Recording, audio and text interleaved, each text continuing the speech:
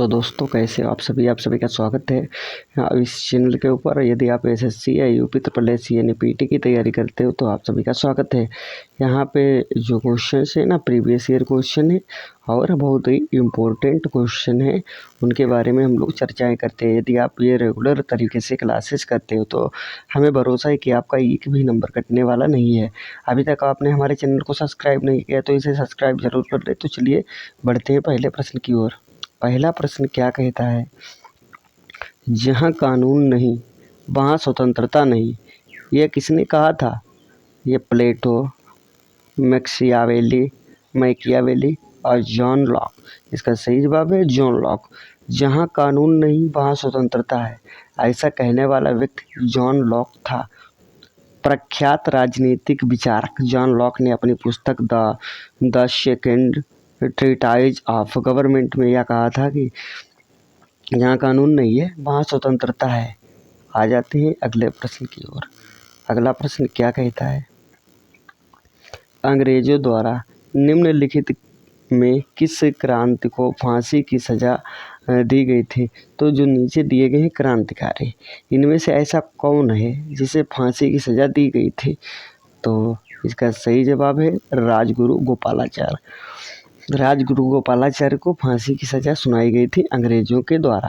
अंग्रेजों द्वारा भगत सिंह, सुखदेव के साथ राजगुरु को भी फांसी की सजा दी गई थी। जतिन दास की मृत्यु लंबी भूख हड़ताल के बाद हुई थी, जबकि चंद्रशेखर आज़ाद और कल्पना दत्त अंग्रेजों से मुठभेड़ यानी आमना सामना करते हुए गोली लगने के कारण शहीद हो गए थे वहीं पे। तो चलिए देखते हैं अगला प्रश्न। तो इस क्वेश्चन का आंसर सी ऑप्शन सही है। आ जाते हैं अगले प्रश्न के ऊपर। अगला क्वेश्चन कहता है, बरसों पहले हमने नियत के साथ एक वादा किया था और अब वह वादा पूरा करने का समय आ गया है। ये शब्द 14 अगस्त की रात 1947 ईस्वी को किसने कहे थे? तो इसका सही जवाब है पंडित जवाहरलाल नेहरू। नेहरू ने कहे थे ये शब्द। क्या? बरसों पहले हमने नियत के साथ एक वादा किया था और अब वह वादा पूरा करने का समय आ गया है। और चलिए देखते हैं अगले प्रश्न की ओर। अगला क्वेश्चन क्या कहता है, स्वामी दयानंद सरस्वती ने सर्वप्रथम स्वामी दयानंद सरस्वती ने प्रथम आर्य समाज जो कि 1875 ईस्वी में बना था, कहाँ स्थापित किया था? कौन सी जगह थी? तो इसका सी ऑप्शन सही है मुंबई। स्वामी दयानंद सरस्वती ने सर्वप्रथम आर्य समाज की स्थापना 1875 ईस्वी में बम्बई में की थी। आइए देखते हैं। स्वामी दयानंद सरस्वती ने 1875 ईस्वी में बम्बई में आर्य समाज की स्थापना की। 1877 में इसका मुख्यालय लाहौर बनाया गया। उन्होंने हिंदू धर्म को प्रतिष्ठित करने के लिए 10 सिद्धांतों की स्थापना की, जो निम्नलिखित इस प्रकार हैं। नंबर 1 क्या है? सत्य केवल वेदों में निहित है, इस कारण वेदों का अध्ययन परम आवश्यक है। 2 नंबर पे वेद मंत्रों के आधार पर हवन किया जाना चाहिए। नंबर 3 मूर्त पूजा का विरोध किया। और नंबर 4 अवतारवाद एवं धार्मिक यात्राओं का विरोध। नंबर 5 कर्म सिद्धांत तथा आवागमन सिद्धांत का समर्थन। और नंबर 6 पे इन्होंने दिया है निराकार ईश्वर की एकता में विश्वास। और नंबर 7 पे स्त्री शिक्षा में विश्वास। और 8 नंबर पे इन्होंने कहा था विशेष परिस्थितियों में विधवा विवाह की स्वीकृत। और 9 नंबर सबसे अहम है बाल विवाह एवं बहुविवाह का विरोध।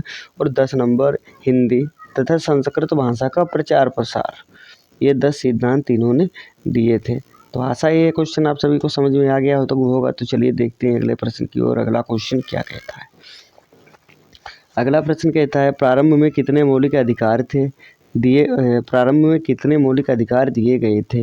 तो सबसे पहले 7 मौलिक अधिकार दिए गए थे। उसके बाद में क्या हुआ क्या नहीं हुआ सारी जानकारी हम लोग लेते हैं। भारतीय संविधान द्वारा प्रारंभ में 7 मौलिक अधिकार प्रदान किए गए थे, परंतु 44वें संविधान संशोधन जो कि 1979 ईस्वी में हुआ ना, उसमें संपत्ति के मौलिक अधिकार को समाप्त कर दिया गया। अब 6 मौलिक अधिकार बचे हैं। नंबर 1 पे समानता का अधिकार। नंबर 2 पे है स्वतंत्रता का अधिकार, नंबर 3 है शोषण के विरुद्ध अधिकार, और नंबर 4 पे आता है धार्मिक स्वतंत्रता का अधिकार, नंबर 5 पे आता है संस्कृत तथा शिक्षा संबंधी अधिकार, और नंबर 6 पे आता है संवैधानिक उपचारों का अधिकार। जो 7 थे उनमें से 6 बचे इस प्रकार थे। आपसे छोटी सी प्यार भरी रिक्वेस्ट है कि अभी तक आपने चैनल को सब्सक्राइब नहीं किया है तो भाई इस चैनल को सब्सक्राइब जरूर कर दे। आपका एक सब्सक्राइब, एक लाइक हमें अच्छा सा मोटिवेशन लाता है ताकि हम आपके लिए ऐसे ही कार्य करते रहें।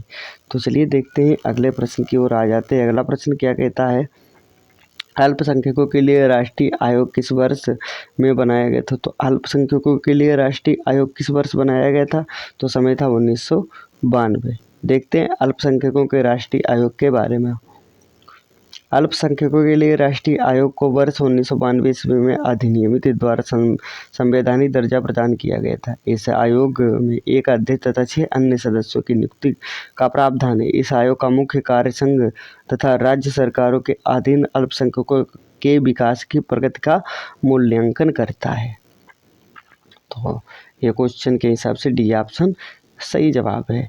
तो चलिए देखते हैं अगला प्रश्न क्या कहता है, मुख्यमंत्री की नियुक्ति की जाती है किस आधार पर की जाती, कौन करता है, तो राज्यपाल के द्वारा मुख्यमंत्री की नियुक्ति की जाती है।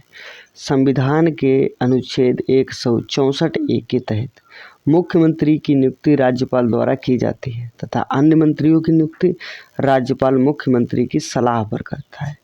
मंत्री राज्यपाल के प्रसाद पर्यंत अपने पद धारण करता है। चलिए देखते हैं अगला प्रश्न क्या कहता है। अगले प्रश्न की तरफ आ जाते हैं। स्वतंत्रता के बाद विकसित किया गया पहला पंतन था, कौन सा पहला पंतन था, तो इसका सही जवाब है कांडला। आइए कांडला के बारे में देखते हैं। स्वतंत्रता के बाद विकसित किया गया पहला पंतन कांडला था। विभाजन के बाद कराची पंतन के पाकिस्तान में चले जाने के बाद पश्चिमी तट के इस क्षेत्र में एक पंतन की अति आवश्यकता थी। इस पंतन का निर्माण वर्ष 1950 ईस्वी में किया गया था। आइए देखते हैं अगला प्रश्न क्या कहता है, जादूगुड़ा का संबंध है। इसका मतलब यही है कि जादूगुड़ा का संबंध किससे है, तो इसका सी ऑप्शन सही है। यूरेनियम के खनन से जादूगुड़ा का संबंध है। आइए देखते हैं इसके बारे में। भारत की सबसे महत्वपूर्ण यूरेनियम खान झारखंड राज्य के सिंहभूम तथा टाटा नगर के समीप जादूगुड़ा में स्थित है। चलिए देखते हैं अगले प्रश्न की तरफ आ जाते हैं। अगला प्रश्न भौतिक विज्ञान का है। कहता है निम्नलिखित में से केवल अदिश राशि चुनिए, तो इसमें कौन सी अदिश राशि है। ऊर्जा एक अदिश राशि है, बाकी संवेग, बल, आघूर्ण ये सदिश राशि के अंतर्गत आती हैं। ठीक है, आइए देखते हैं। जिन राशियों को पूर्णतया निरूपित करने के लिए केवल परिणाम की आवश्यकता होती है, दिशा की नहीं, उन्हें अदिश राशि कहते हैं। जैसे समय, चाल, द्रव्यमान, कार्य, ऊर्जा, कोण, आवेग तथा आयतन आदि। तो इस क्वेश्चन का ए ऑप्शन सही है। आ जाते हैं अगले प्रश्न की तरफ। अगला प्रश्न क्या कहता है, निम्नलिखित में से कौन सा एक सदिश मात्रक नहीं है, तो सदिश मात्रक नहीं है गति। डी ऑप्शन बोलें तो ये सदिश मात्रक नहीं है। वे भौतिक राशियां जिनमें परिणाम के साथ साथ दिशा भी निश्चित रहती है उन्हें सदिश राशि कहते हैं। जैसे उदाहरण के लिए हम लोग देख सकते हैं बल, संवेग, आवेग, त्वरण, विस्थापन, वेग, विद्युत क्षेत्र, बल, आघूर्ण, चुंबकीय क्षेत्र, चुंबकीय प्रेरणा, कोणीय गति आदि। जबकि गति एक अदिश राशि है। आ जाते हैं अगले प्रश्न की ओर। अगला प्रश्न क्या कहता है, एक न्यूमेरिकल दे रखा है। इस न्यूमेरिकल के ऊपर हम लोग चर्चा करते हैं।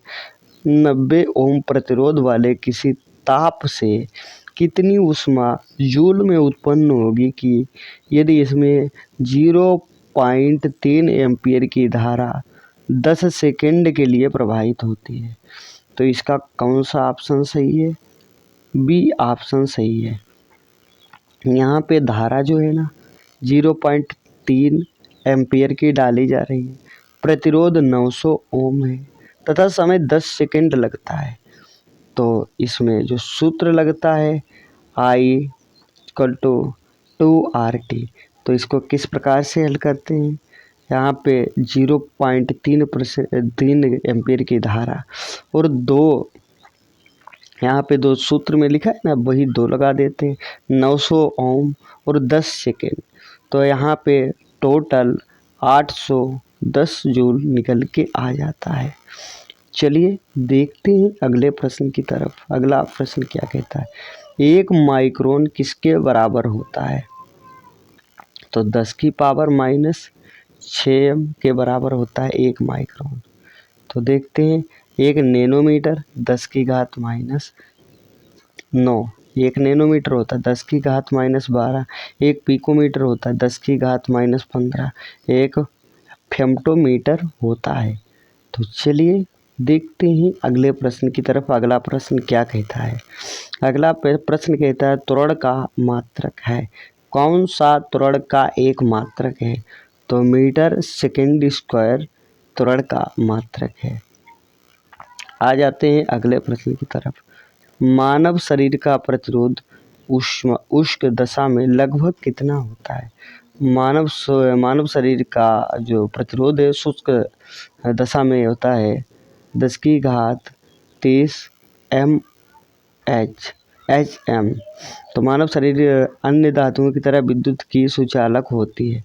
मानव शरीर का प्रतिरोध लगभग 10⁻³ ओम होता है। आइए देखते हैं क्या अगला प्रश्न कहता है। अगला प्रश्न जो कि किस लेवल का और क्या कहता है, किस विद्युत चुंबकीय क्षेत्र में हाइड्रोजन परमाणु की लाइनमैन श्रेणी आती है? तो किस विद्युत चुंबकीय क्षेत्र में हाइड्रोजन परमाणु की लाइनमैन श्रेणी आती है? तो पराबैंगनी सही जवाब है। आ जाते हैं, देखते हैं इसके बारे में। हाइड्रोजन परमाणु की लाइन श्रेणी विद्युत चुंबकीय क्षेत्र की पराबैंगनी तरंगदैर्घ्य परास में आती है। रीडबर्ग सूत्र के अनुसार लाइनमैन की श्रेणी इस प्रकार दे रखी है, आप एक बार इसका स्क्रीनशॉट लेके देख सकते हैं। आ जाते हैं अगले प्रश्न की ओर। अगला क्वेश्चन क्या कहता है, चाक्षुष प्रदर्शक एकाक में प्राथमिक रंग होते हैं। तो कौन कौन से प्राथमिक रंग होते हैं चाक्षुष प्रदर्शक में? तो होते लाल, हरा, नीला, ये 3 रंग दिए गए हैं। आ जाते हैं, देखते हैं अगला प्रश्न क्या कहता है। रॉकेट किस के संरक्षण के नियम के सिद्धांत पर कार्य करता है? तो रॉकेट किसके संरक्षण के नियम के सिद्धांत पर कार्य करता है, ये भी बताना है आपको। तो इसका सी ऑप्शन सही है, रेखीय संवेग। तो रॉकेट की गति पर रेखीय संवेग संरक्षण का सिद्धांत लागू होता है। यदि कोणों के किसी समूह या पर कोई बाह्य बल नहीं लग रहा तो उसका कुल संवेग नियत रहता है। चलिए देखते हैं अगला प्रश्न क्या कहता है। खाद्य फसलों में ये शामिल है, खाद्य फसलों में कौन शामिल है? तो इसका सी ऑप्शन कहता है खाद्यान्न, दालें, खाद्य तिलहन, यानी सी ऑप्शन। खाद्यान्न फसलों में दालें, तिलहन, मक्का, गेहूं, चावल, आलू, चुकंदर जो आदि शामिल किए जाते हैं। तो चलिए देखते हैं अगला प्रश्न क्या कहता है। सबसे बेहद ही इम्पोर्टेंट क्वेश्चन है और ये कहता है दो नदियों के बीच की उपजाऊ भूमि को कहते हैं, क्या कहते हैं? तो 2 नदियों के बीच की उपजाऊ भूमि को दोआब कहा जाता है। ठीक है, देखते हैं 2 नदियों के बीच की उपजाऊ भूमि को दोआब कहते हैं। जल विभाजक क्षेत्र होता है जो जल के प्रवाह की दशा को प्रभावित करता है। तराई क्षेत्र दलदली मैदान है, जबकि जल संभर जल के संरक्षण और प्रबंधन की एक विधि है। तो चलिए देखते हैं अगला प्रश्न क्या कहता है। भारत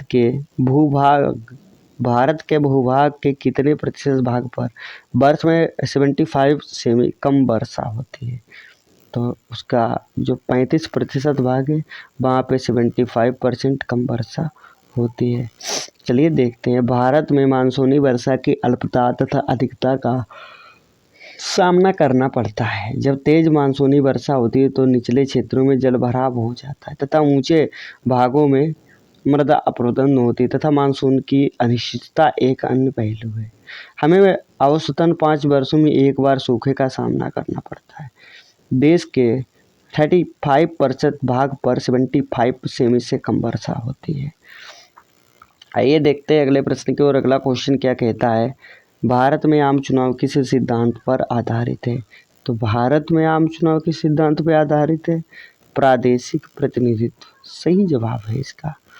तो देखते हैं, अनुच्छेद 325 के अनुसार संसद के प्रत्येक सदन तथा राज्य के विधानमंडल के लिए निर्वाचन के लिए प्रत्येक प्रादेशिक निर्वाचन क्षेत्र के लिए एक साधारण निर्वाचक नामावली होगी जिसके सभी सदस्यों को निर्वाचन में अपना मत देने का अधिकार होगा। इस प्रकार भारत में आम चुनाव सार्वभौमिक वयस्क मताधिकार के आधार पर प्रादेशिक प्रतिनिधित्व प्रणाली पर आधारित होते हैं।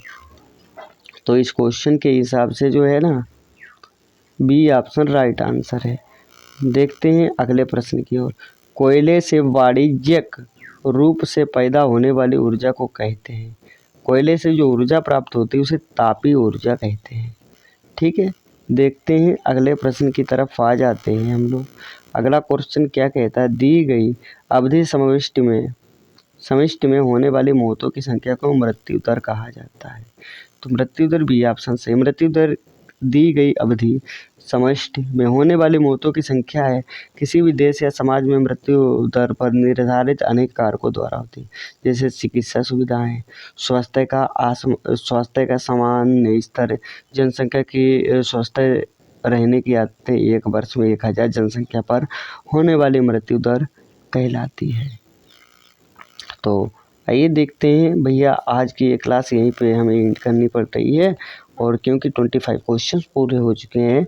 और यदि आपको ये क्वेश्चन पसंद आए हों, हमारी जो क्लास पसंद आ रही हैं, तो इसको लाइक शेयर सब्सक्राइब जरूर करें। कुछ भी करिएगा भाई, सब्सक्राइब करके ही जाना है। धन्यवाद, take care and love you सभी को।